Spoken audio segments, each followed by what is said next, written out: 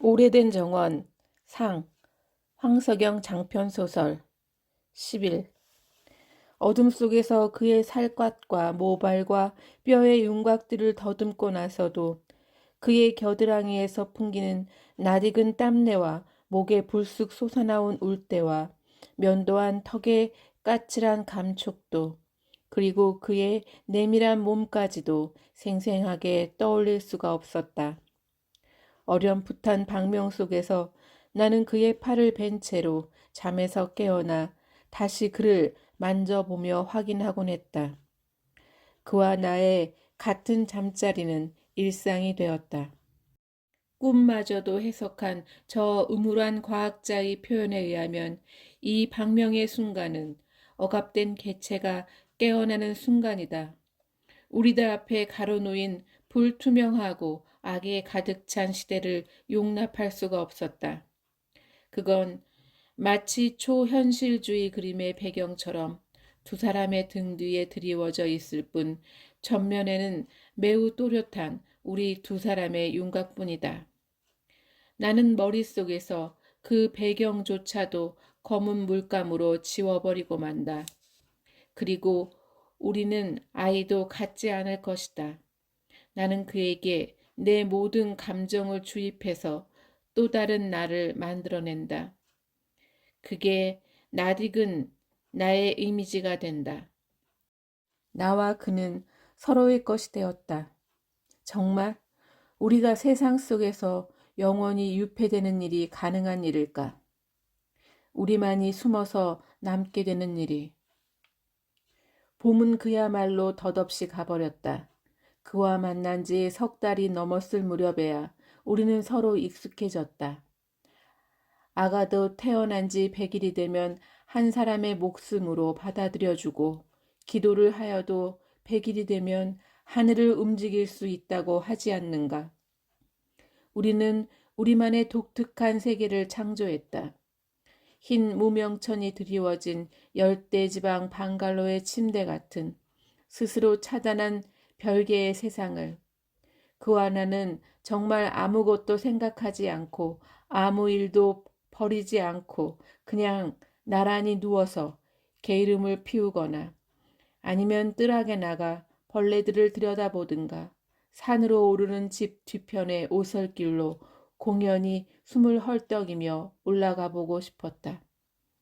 우리는 한 몸처럼 서로의 부근을 배회하며 가끔씩 눈길을 마주치고 조금씩 다른 몸짓으로 손을 쳐들기도 하고 고개를 돌리고 뺨 위의 가려운 부분을 검지손가락 끝으로 긁는다. 하지만 지난 시간을 돌이켜보면 사랑하는 이들의 일상은 언제나 새로운 출발이었다.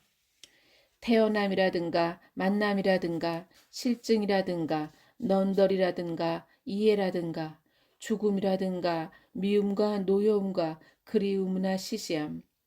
그런 모든 것이 긴 장마철에 한 무리씩 다가오던 끝없는 구름의 행렬처럼 차례로 스쳐 지나왔다.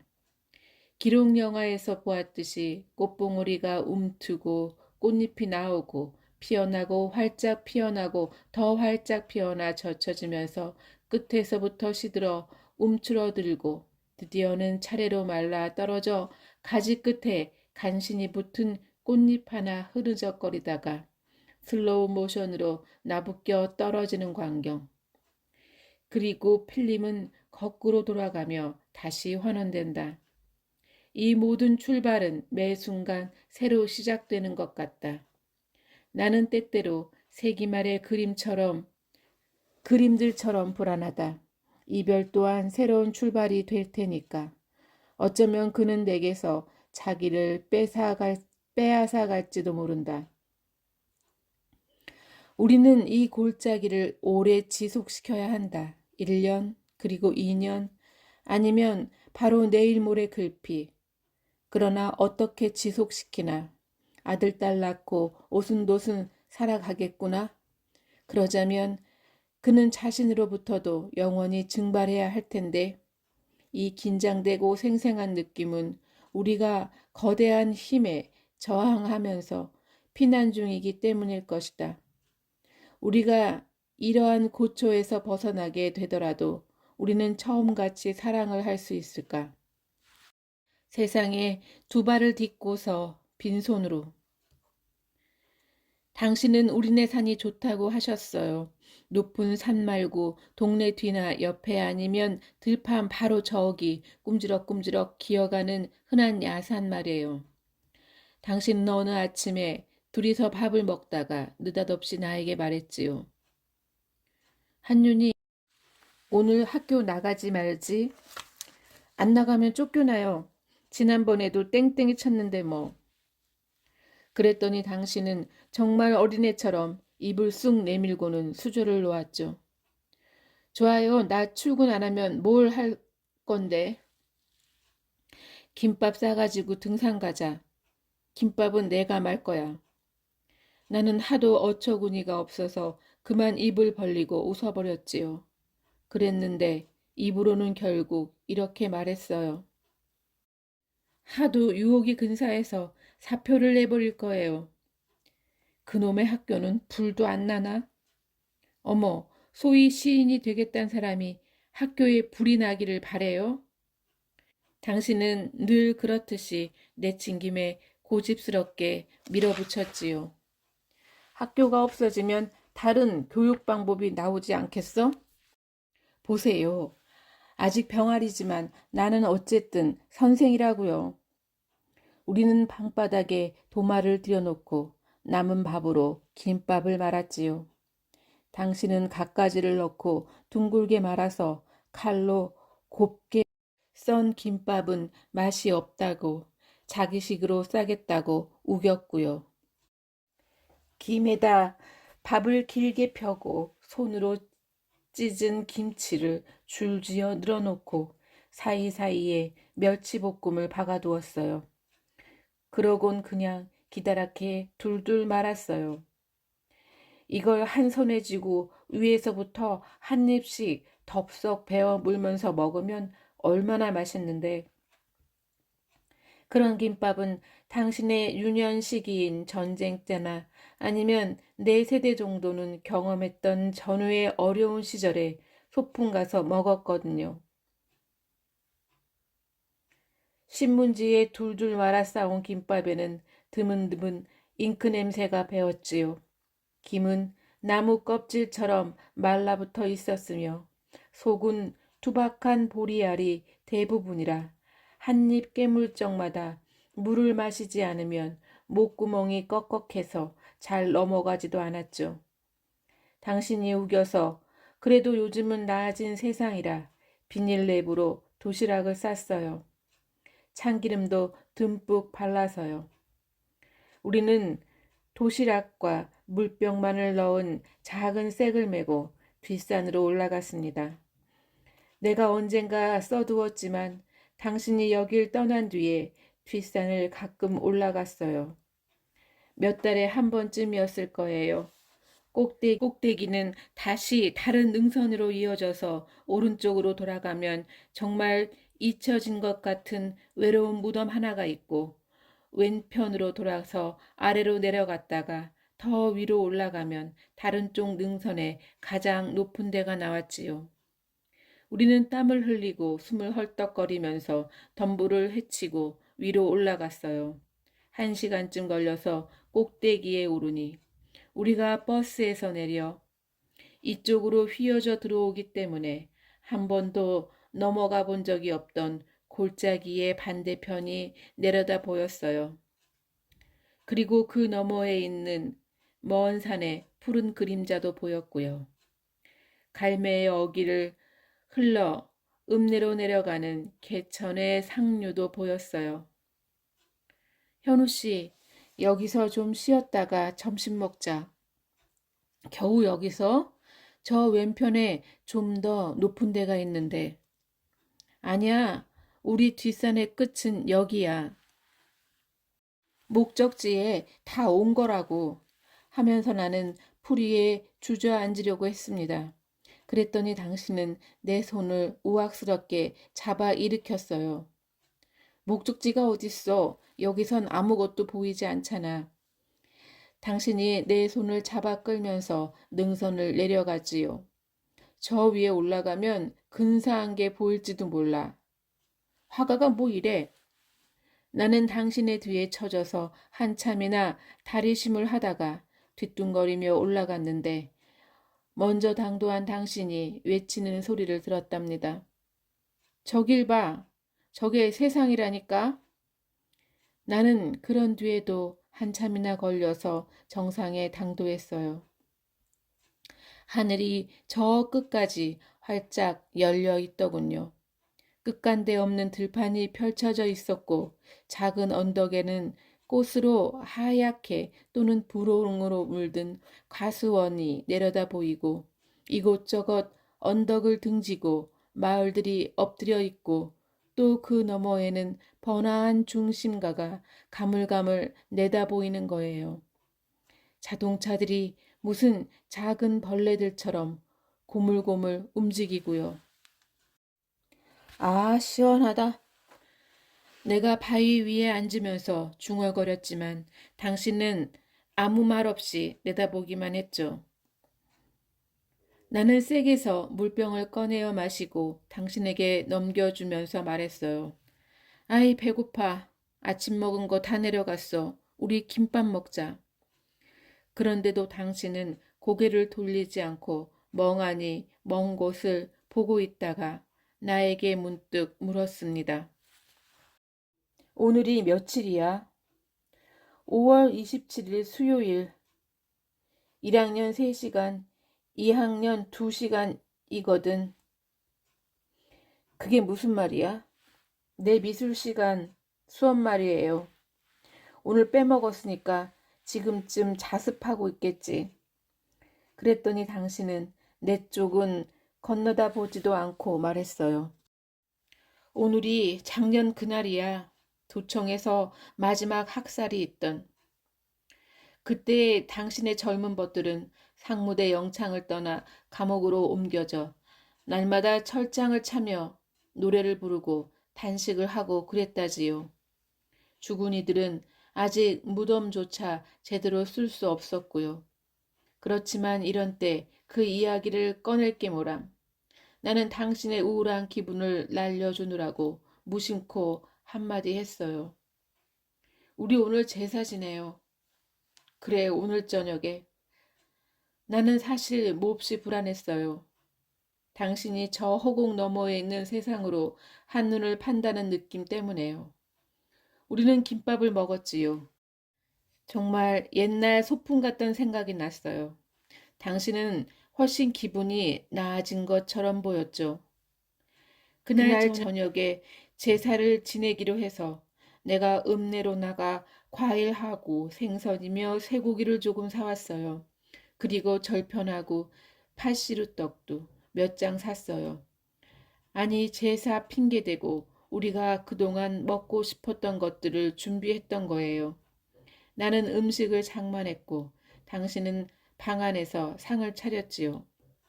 상머리에 촛불을 켜고 향도 없이 그냥 소주병 올려두고 주발 뚜껑에 술을 따라 놓고 당신과 나는 무릎을 꿇고서 나란히 앉아 있었답니다. 나는 어쩐지 조금 쑥스러웠지요. 당신의 진지한 침묵이 어색하기도 했고요. 그러나 솔직히 내 기분을 말하란다면 당신의 들뜬 마음을 가라앉혀 드리고 싶었어요. 난 당신의 도피를 도와주고 있었을 뿐 무슨 엽기적인 줄거리에 나오듯이 당신이 나의 포로는 아니었잖아요. 헌데 그 죄책감은 어디서 오는지 모르겠더군요. 당신이 종이 쪽지를 꺼내더니 펼쳐들고 읽기 시작했어요. 유세차, 모년 모월, 모일로 시작되는 긴 문장들이었는데 지금은 생각이 안 나요. 그렇지만 나중에 새로운 세상을 기원하던 마지막 구절은 지금도 기억하고 있답니다. 눈 들어 바라보면 꽃핀 강산은 백두에서 한라까지 하나인데 당신들은 어떤 세상을 그리다 가셨나요? 지금 와서 생각해보면 당시에는 어디서나 그런 유인물 조각들이 손에서 손으로 흘러다녔고 대부분 어딘가 상투적이었지요. 그런데도 가슴이 저려오고 피가 뜨거워지는 듯 했어요. 좌경이라는 말이 왼쪽으로 기울었다는 말일 텐데 당신과 당신의 벗들이 책을 읽고 저쪽 생각에 대해서 학습하기 시작한 건 학살 이후부터였어요. 여긴 우리의 고향이 아니게 된 거였지요. 고전적인 혁명의 세기가 다 지나갔는데도. 그렇지만 생각은 다시 새로워지고 세상이 지어놓은 꼴만큼 앞으로 나아갈 테니까 나는 당신의 선택을 말릴 생각은 처음부터 없었답니다. 이튿날 내가 학교에 출근했다가 돌아와 보니 내가 불안해하던 대로 당신은 집을 비웠어요. 당신은 산에 올라 세상을 훔쳐보았던 거예요. 역시 여기는 당신에겐 현실이 아니었던 거예요.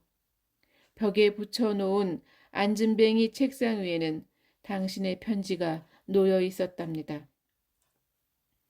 밖에 나갔다 오겠소.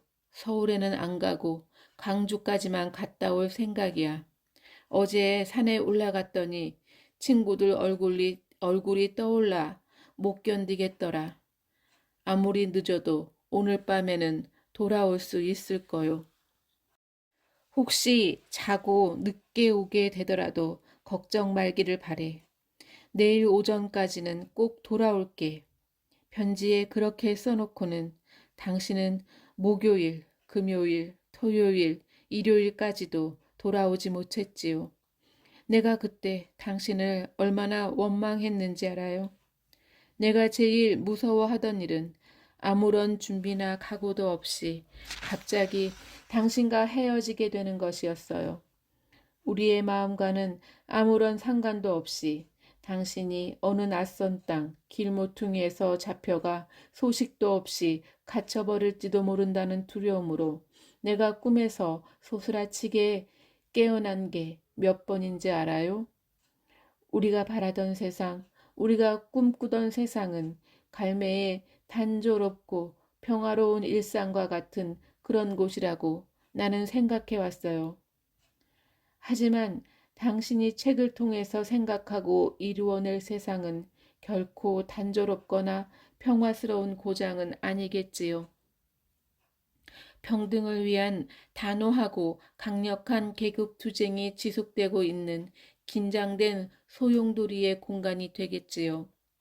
혁명의 적들이 둘러싸고 있을 테니까요. 당신은 이 생활이 자유주의자의 공간이라고 스스로 비하하지 마세요. 내가 바라는 것은 겨우 이만큼밖에 안 되니까요.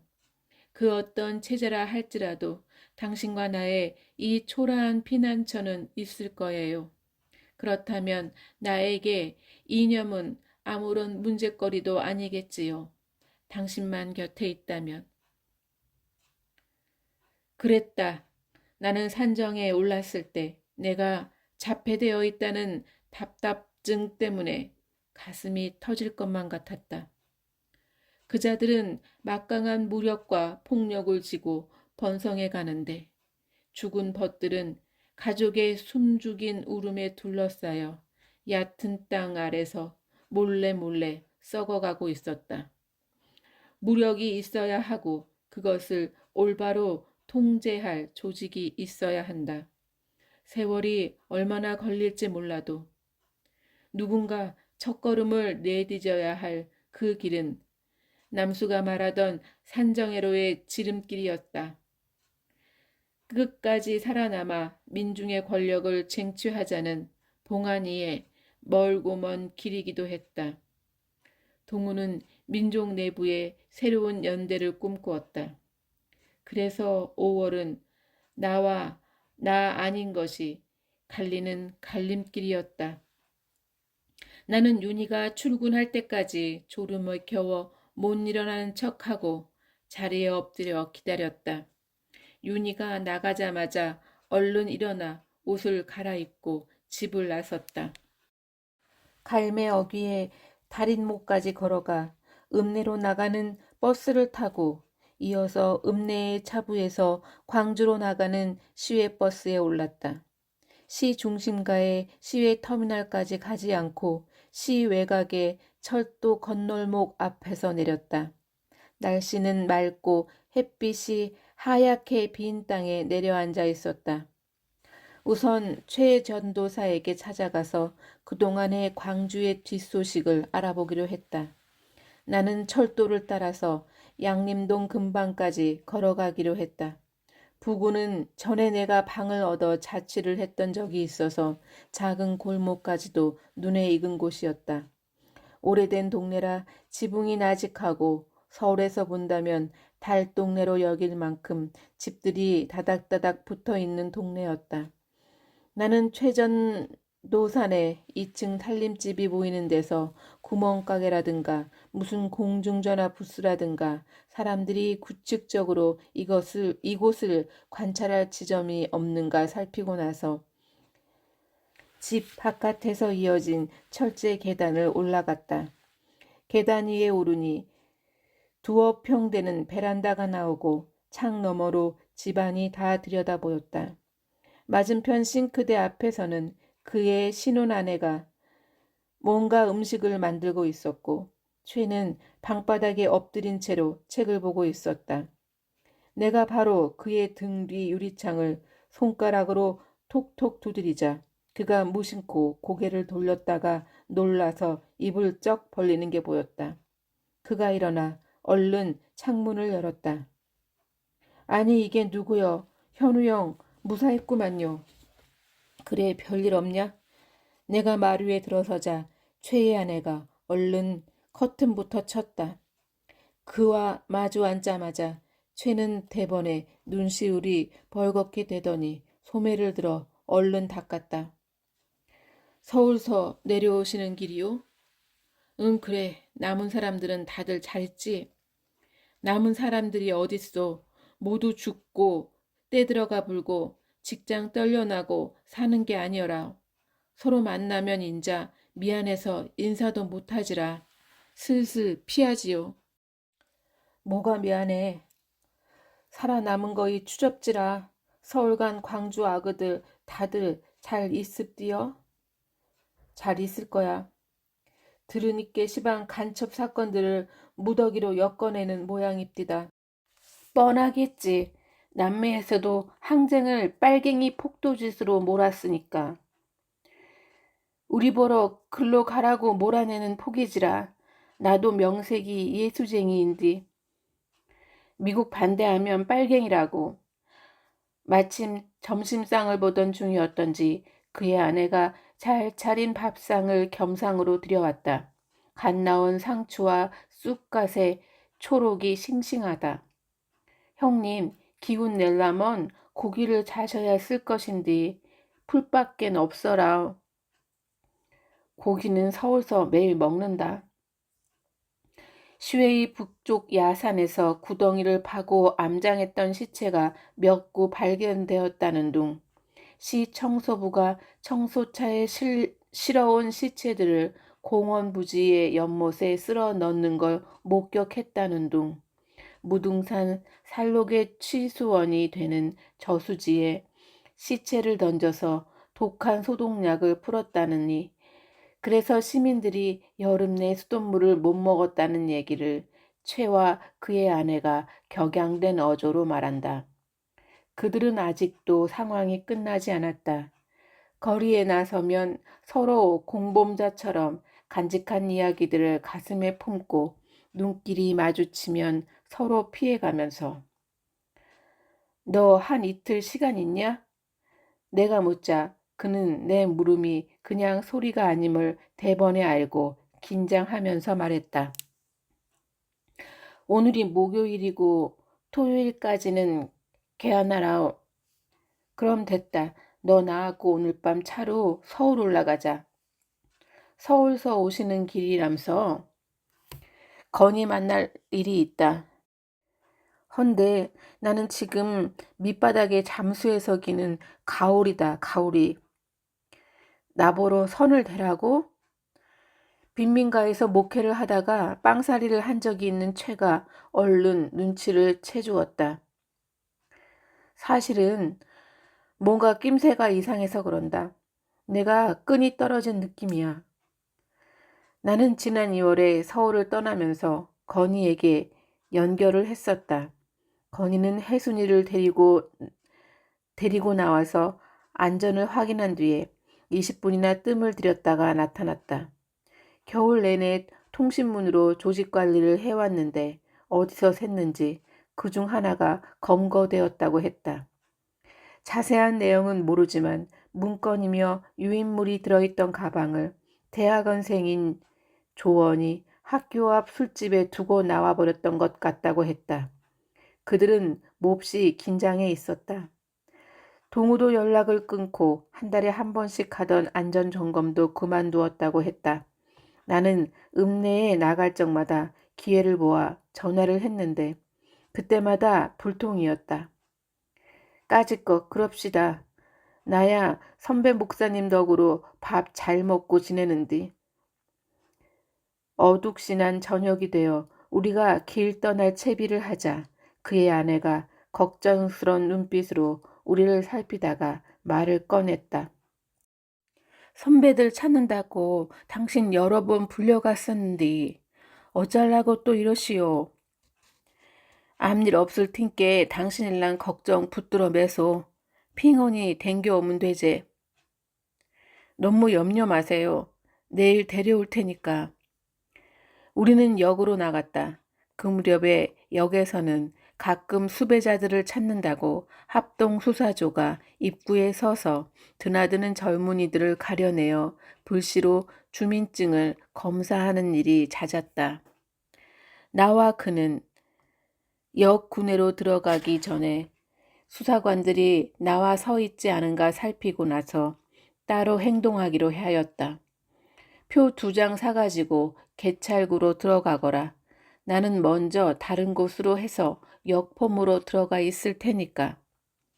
시계를 보니 기차가 도착하려면 15분이나 남아 있었다. 그를 역 구내로 들여보낸 뒤에 나는 역사 앞을 지나 수화물이 드나드는 울타리 쪽으로 접근했다. 저녁밥 때라 그랬는지 사람들이 보이지 않았다.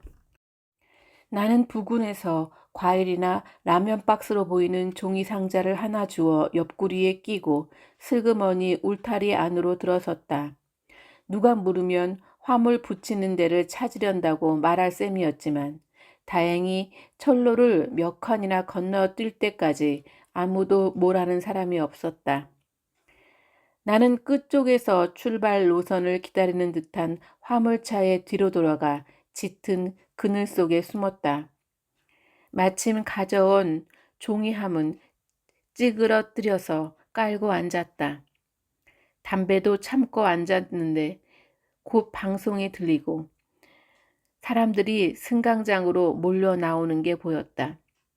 나는 슬슬 걸어 나와 철로들을 건너 사람들 틈에 끼어섰다. 얼른 최가 다가왔다.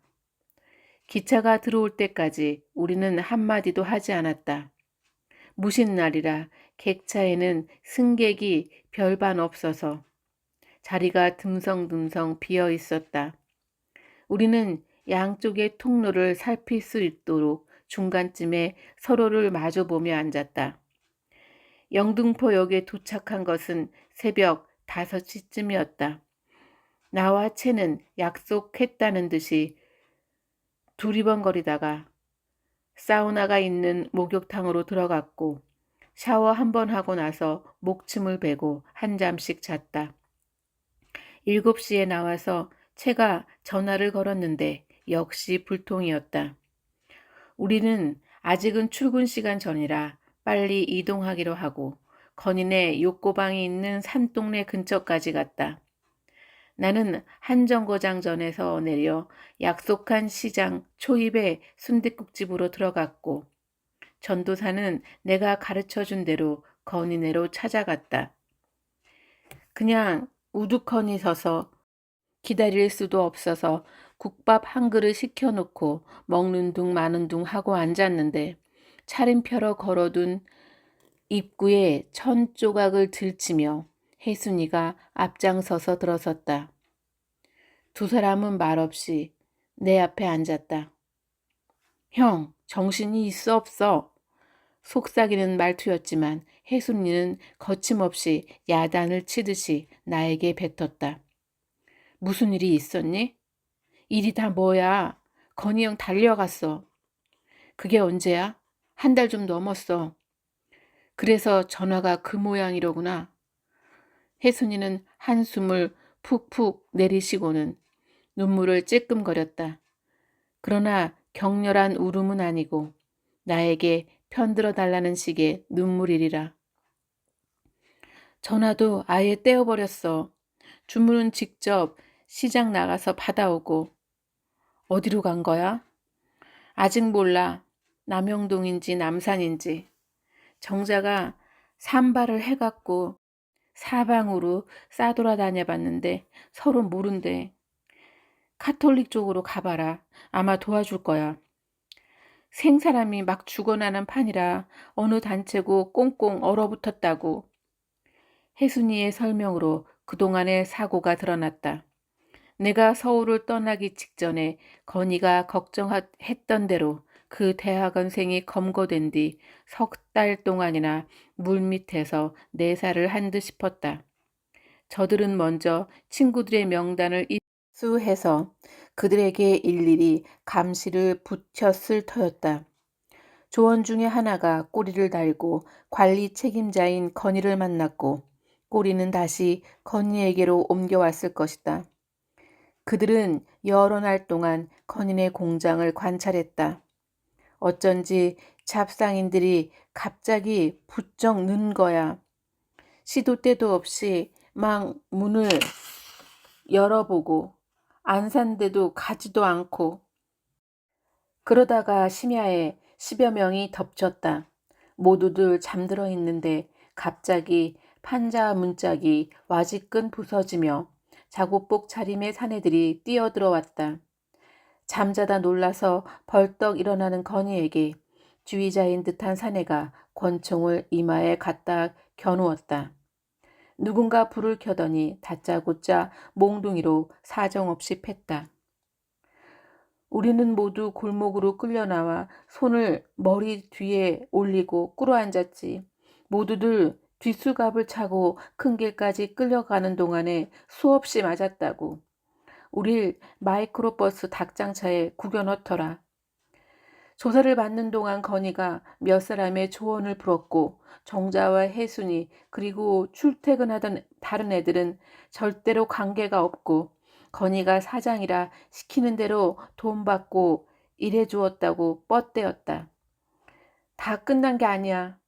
나는 혜순이에게 속삭였다. 이제부터 시작이다. 집에 문건이 있었어? 다른 건 다 나왔는데 조직 명부는 안 나왔대. 정자 말로는 훑어간 것만으로도 엄청난 형량이 나오겠다는데. 아마 중요 문서는 최동우가 관리했을 것이다. 그러나 등사기와 회의록 따위가 있었을 테니까. 두뇌는 드러나지 않았지만 내장은 까발려진 셈이었다. 묵묵히 듣고만 있던 최전도사가 중얼거렸다. 자, 열심당 여러분 이러고 있을 때가 아니여. 얼른 찢어집시다. 그래, 우리 먼저 일어설게. 너는 여기서 밥이나 먹고 가라. 우리는 국밥집 안쪽을 돌아보았고 주인 아주머니는 방문턱에 걸터앉아 텔레비전 연속극을 보느라고 정신이 팔려 있었다.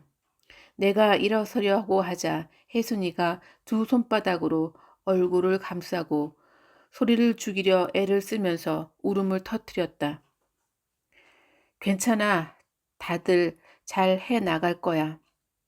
내가 그네의 등을 가볍게 토닥이면서 속삭이자 그네도 간신히 말을 꺼냈다. 뭐 때문에 사는지 모르겠어. 하고 나서 혜수는 두 손을 내리고 물기로 얼룩진 얼굴을 쳐들며 나에게 말했다. 형, 우리 이제 그만두자. 지들 천년만년 처 해먹으라고. 나와 채도 둘 다 눈알이 벌개져 있었다. 우리는 쫓기듯이 천을 들치며 국밥집에서 나왔고 등 뒤에서 혜순이의 목소리가 들렸다. 다신 나타나지 말고 형, 잘 가. 그리고 나는 그네를 다시 만나지 못했다. 정자도 건이가 징역을 살던 긴 세월 동안에 취직도 다시 했고 그리고 자신과 비슷한 처지의 노동자와 결혼을 했다. 안산에서 산다던가 사는 조건이 지식인 나부랭이들보다 훨씬 열악했던 그들은 잊혀지고 저희 혼자서들 감당하며 고난을 견디었겠지만 나중에는 아무도 그들을 기억하지 않게 되었다. 그렇지만 어느 누군들 잊을 수 있으랴. 그들의 넉넉한 따뜻함과 시대 속에서 잊혀지고야 말 익명에도 당당했던 청춘을. 당신은 일요일 한밤중에야 저에게 돌아왔어요. 나는 자고 있던 게 아니었어요. 벌써 발걸음 소리가 울 밖에서 들릴 때부터 나는 그게 당신인 줄 알고 있었습니다. 방문이 살그머니 열리면서 낯익은 땀냄새가 끼쳐왔거든요. 마치 집 나갔던 개처럼 당신은 언제나 책상 위에 얹어두었던 노란색 양은 주전자를 들고 물을 벌컥대며 마셨지요. 나는 그대로 당신이 잠들기를 기다렸지만 당신은 스탠드 불빛을 등지고 누운 나의 어깨 너머로 얼굴을 들이밀고 넘겨다 보았어요. 내가 참지 못하고 일부러 잔뜩 졸음에 겨운 소리로 말을 걸고야 말았죠. 언제 왔어요? 응, 아까. 저 거짓말 하는 것 좀 봐. 방금 살그마니 들어와 놓고선. 그렇지만 걱정 때문에 밤마다 뜬 눈으로 세워놓고도 당신에게 그런 내색을 해서는 안 된다고 작심을 했었거든요. 나는 아무렇지도 않게 눈을 비비면서 일어났답니다. 세상 구경이 어땠어요? 여전하더군. 무슨 대답이 그래요?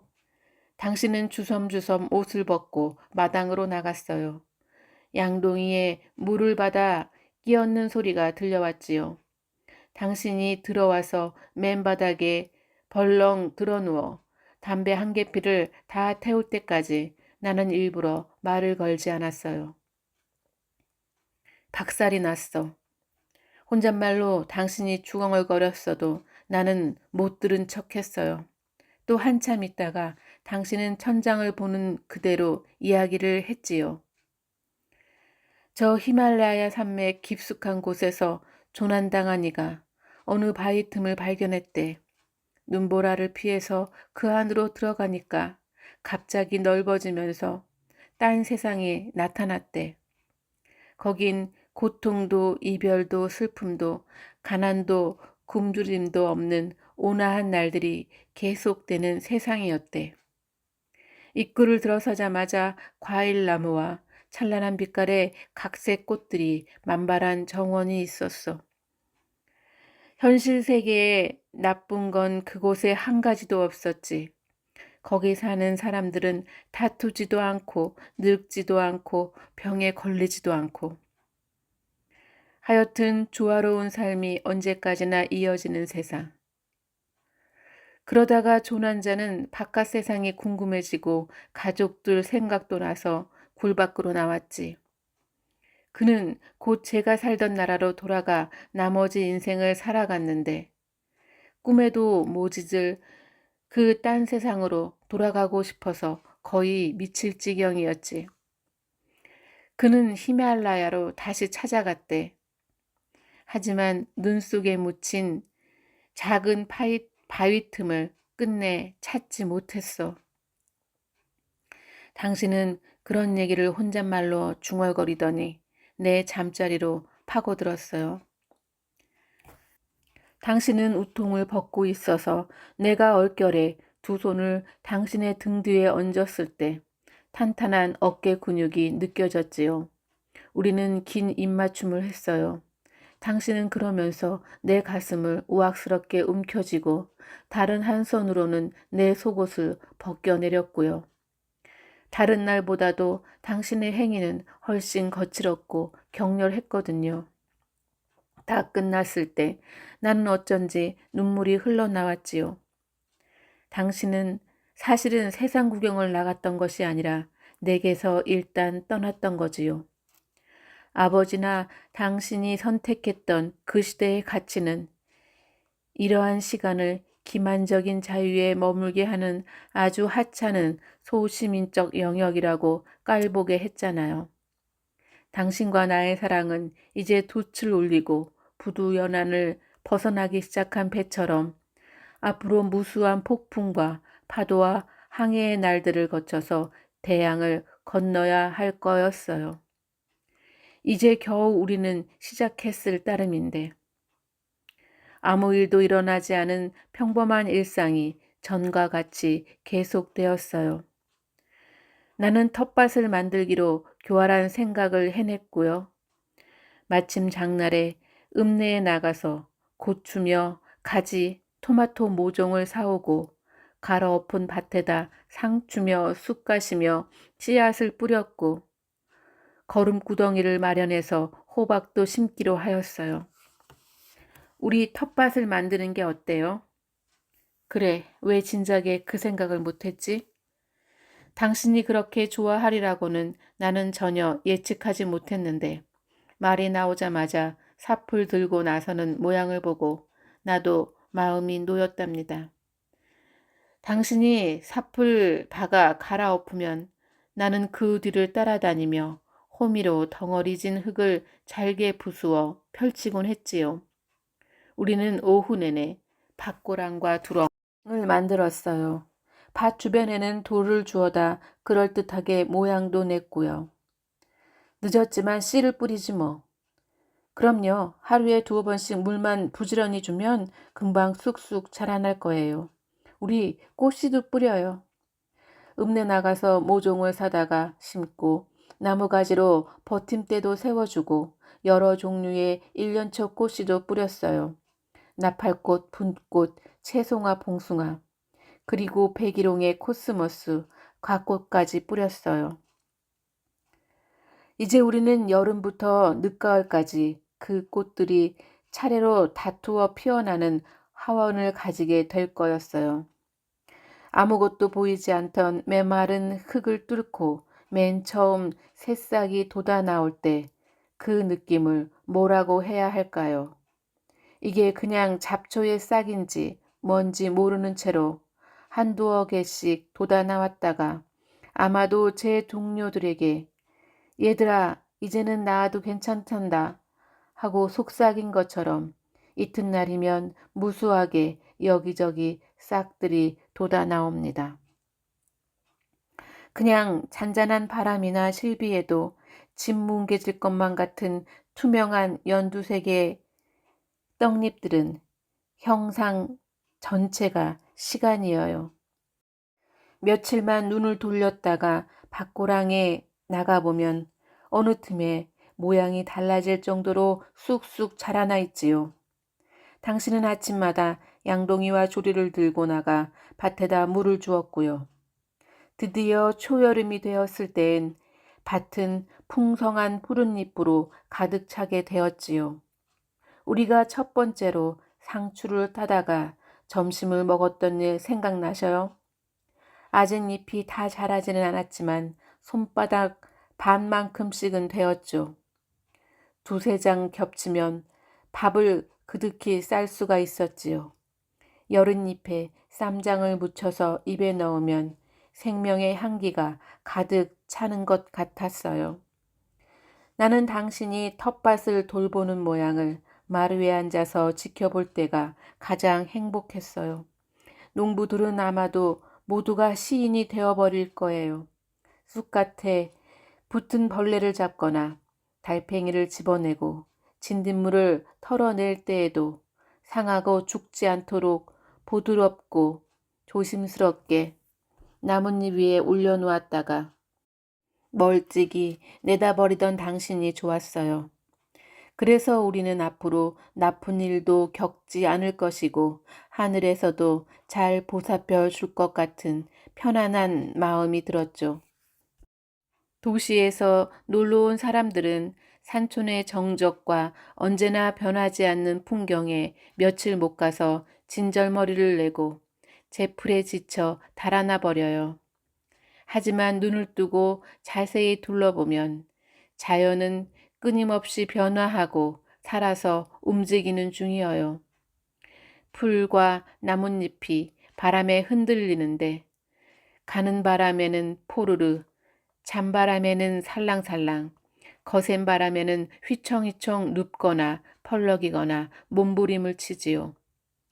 풍경은 움직이지 않고 대기가 그냥 고여 있는 듯한 정적 가운데서도 느닷없이 풀숲으로부터 메뚜기나 방앗개비 한 마리가 포르르 날아 길 건너편으로 가로질러 가요. 개구리가 논두렁에서 물속으로 퐁당 뛰어들기도 하고요. 갈매의 여름은 살아있는 것들의 대합창이 연주되고 있는 듯 했지요.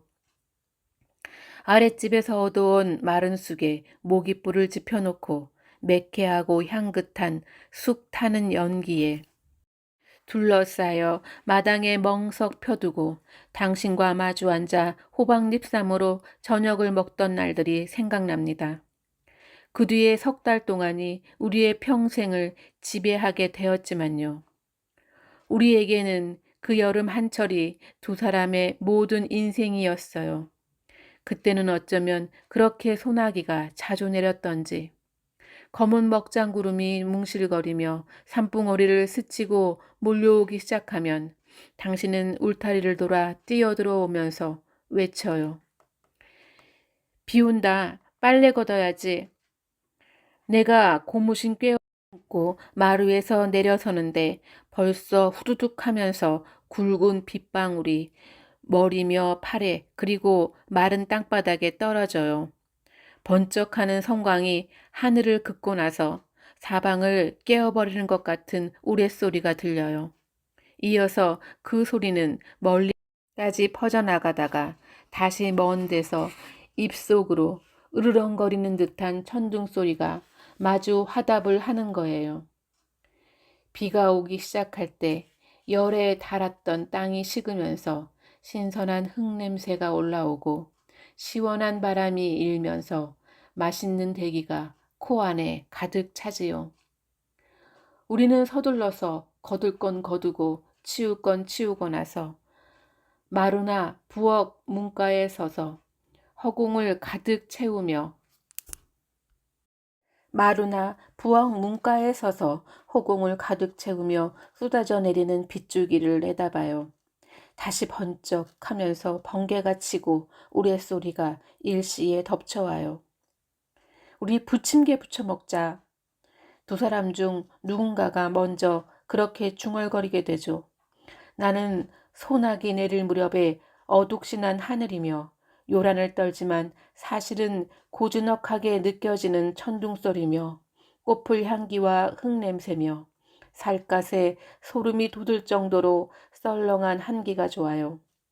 비 오는 날 덧거리 헛간에 아궁이 앞에 주저앉아 잔솔가지를 태우노라면 방 안에서는 당신의 콧노래가 간간히 들려왔지요.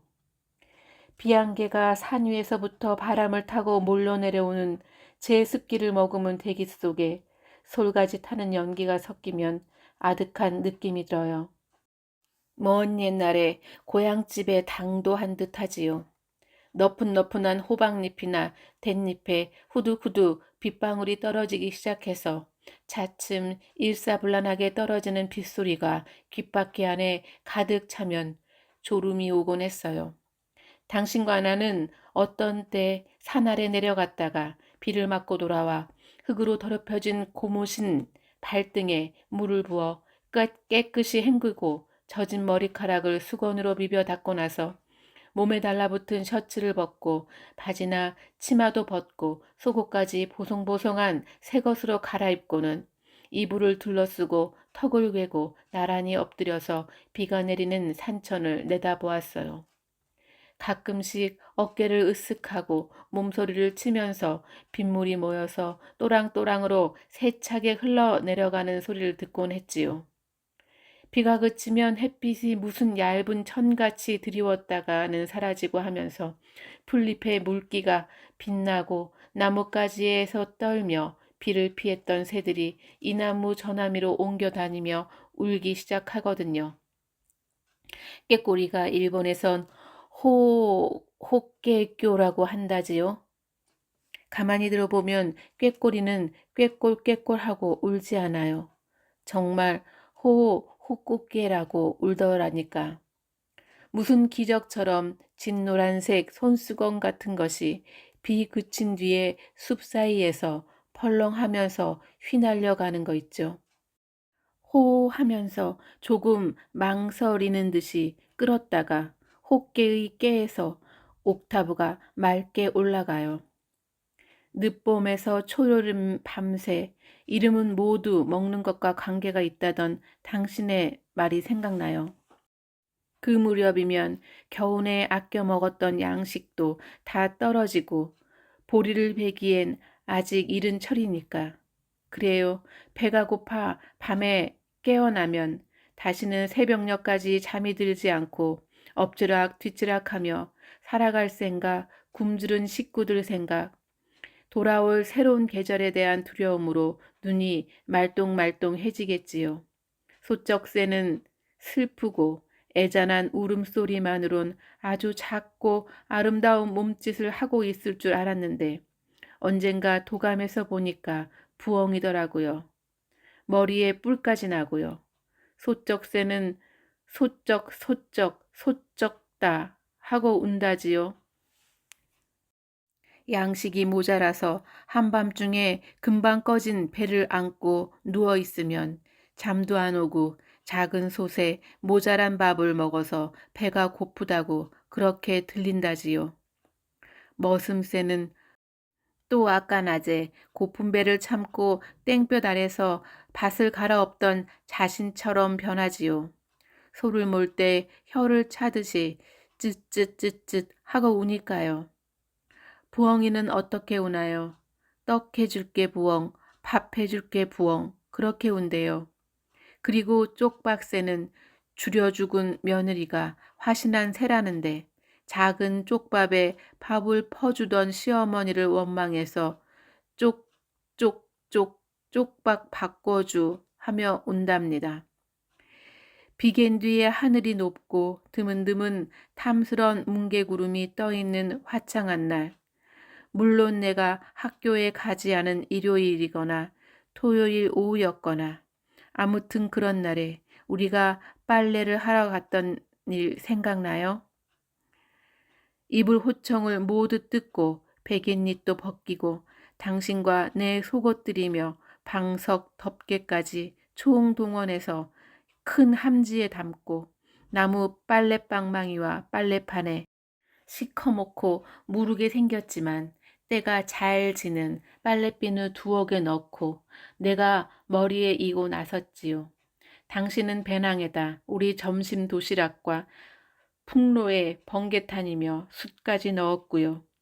그리고 한 손에는 아랫집에서 빌린 빨래 삶는 큰 양은 들통을 들고 다른 한 손엔 접은 낚싯대며 지렁이 갑이며 고기망을 넣은 낚시 가방을 들고 내 뒤를 따라왔고요. 우리는 갈매의 가수원 아랫길로 가지 않고 반대편으로 올라 고개를 넘어갔어요.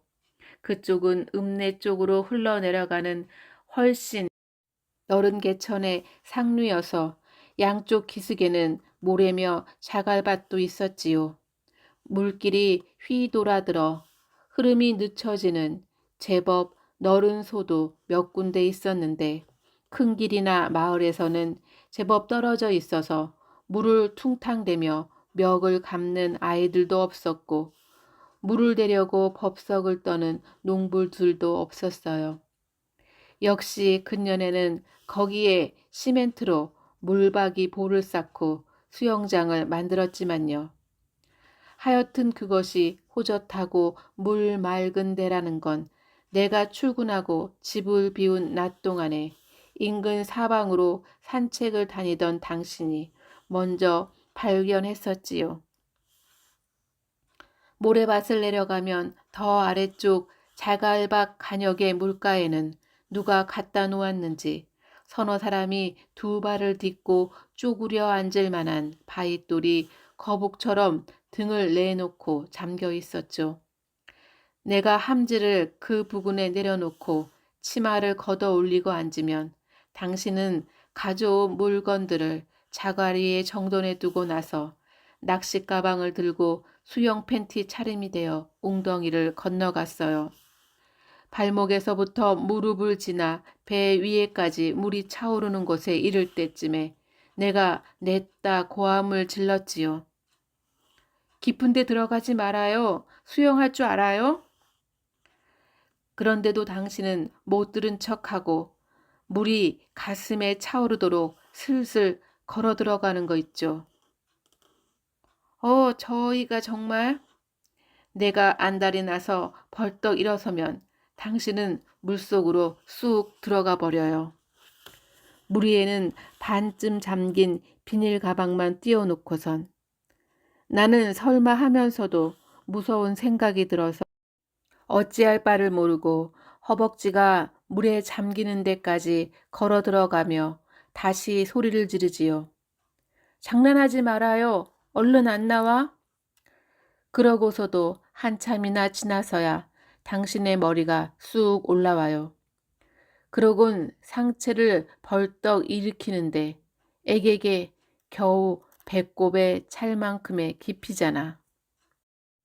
당신은 내가 자리 잡은 빨래터의 건너편에 멀찍이 떨어져서 자리를 잡고 낚시질을 시작하고 나는 드디어 함지에서 빨랫거리를 꺼내어 물에 한 가지씩 헹구기 시작합니다. 우선 작은 것들부터 헹구고 비누질을 하고 빨래판에다 벅벅 문지르고 나서 이불 호청 같은 큰 빨래는 맨 나중에 절반으로 접어 물속에 담그고 몇 번이나 휘휘 저으며 헹구지요.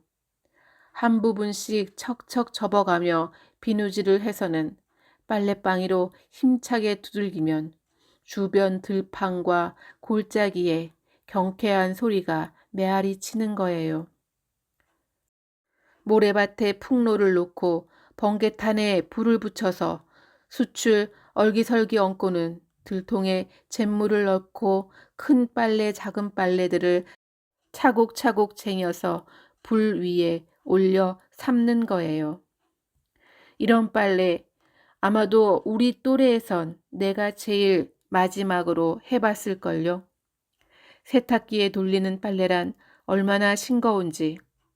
빨래를 삶으며 물가에 앉아서 쉬고 있을 때 물속에서는 송사리들이 때로 몰려와 겁도 없이 발가락이나 종아리의 피부에 붙은 소금기 따위를 쪼으려는지 뾰족이 내민 주둥이로 살갗을 간지리죠. 모래 위에 드문드문 자라난 쇠뜨기나 강아지풀 사이에서 까치밥을 골라 줄기를 잡아 뽑으면 하얀 뿌리가 나오는데 달짝지근한 맛이 나요. 아니면 뱀딸기도 찾아내고 까마중도 골라내며 당신은 그맘때쯤 지렁이를 두 바늘에 꿰어 물속에 던져놓고 집중해서 찌를 들여다보고 있겠지요. 당신이 뭔가 반짝이는 걸 낚아 올릴 때 나는 그게 피라미 새끼에 지나지 않는다는 걸 먼 발치에서도 알지요. 당신이 아무 소리 없이 낙지에서 떼어내어 고기망에 넣으니까요. 어쩌다 붕어 비슷한 참붕어 한 마리 낚아올리면 당신은 법석을 떨지요. 나중에 보면 겨우 손바닥만한 것이지만 와 크다 커 힘 좋은데 어쩌고 하는 당신의 들뜬 목소리가 들려도 나는 대개는 모른 척 하지요. 빨래가 다 삶아지면 나는 그것들을 꺼내어 다시 한번 물에 헹구고 함지에 담고는 당신을 부릅니다. 인제 우리 밥 먹자. 가만히 있어봐. 고기가 오기 시작했다고. 나 배고파. 혼자 먹는다. 하면 당신은 못 이기는 채 하고 낚시 도구를 챙겨 이쪽으로 건너옵니다. 당신은 나에게 고기망을 벌려서 자랑스럽게 보여주지요. 이건 피리미 들이고 나뭇가지에 깨어서 소금 뿌려 구워 먹으면 아주 담백하고 맛있다고. 참붕어 크지? 이건 꾹저구라고. 못생겼지? 잡아. 납자루도 한 마리 잡았어. 하지만 이놈은 놓아주자. 왜 그래요? 제일 먹음직하게 생겼구만. 이건 요즘 드문 물고기야. 꼭 바다의 병어처럼 생겼잖아. 파닥이는 물고기의 꼬리를 아쉬운 듯이 손가락으로 만지작거리다가 당신은 물 가운데로 휙 던져요. 자, 그럼 밥을 먹어볼까? 아직 안 돼요. 날 도와줘야지. 내가 물이 줄줄 흐르는 호청의 한쪽을 잡고 내밀면 당신은 군말 없이 고분고분 다른 한쪽을 마주 잡아주어요. 그리고 물기 한 방울 없이 힘껏 꼭 짜내지요.